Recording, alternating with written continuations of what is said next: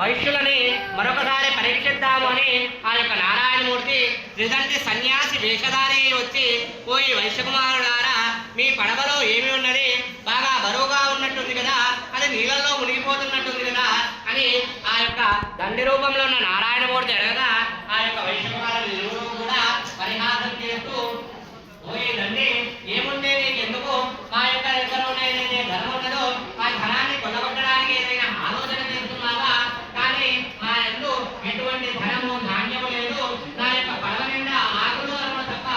ఏమీ లేవు, కాబట్టి మీ యొక్క ఆలోచన మానుకొని ఇక్కడ నుండి వెళ్ళిపోను అని ఆ యొక్క దండలోపల నారాయణమూర్తిలో పరిహాసాడుతున్న ఆ యొక్క వైద్యుని చూసి ఆ యొక్క నారాయణమూర్తి మీరేమైతే మాట్లాడుతున్నారో అవి సత్యమోగా కానీ ఆ యొక్క అక్కడి నుండి వెళ్ళిపోయాడు. అటు పిమ్మట కాలకృత్యాలు తీసుకుని మామలేసి ఆ యొక్క పడవకేసి చూడగా ఆ ఎవరు కలిగినట్టే ఆ పడవలో ఆకులు తప్ప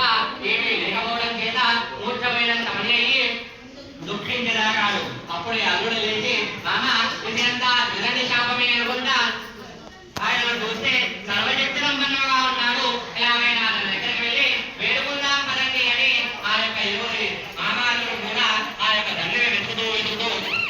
కొంత దూరం వెళ్ళారు. అటు వెంబడ ఒక వటవృక్షం కింద సేద తీరుతున్న ఆ యొక్క దండని చూసి అయ్యా స్వామి మీరు ఎవరో మహానుభావుల్లా ఉన్నారు, మీకు చెప్పక ముందు నా పడవలో నిండుగా ధనము ధాన్యము ఉండేవి, మీకు ఏ విధంగా అయితే మేము చెప్పామో అదే విధంగా ఇప్పుడు ఆకులు అలములు తప్ప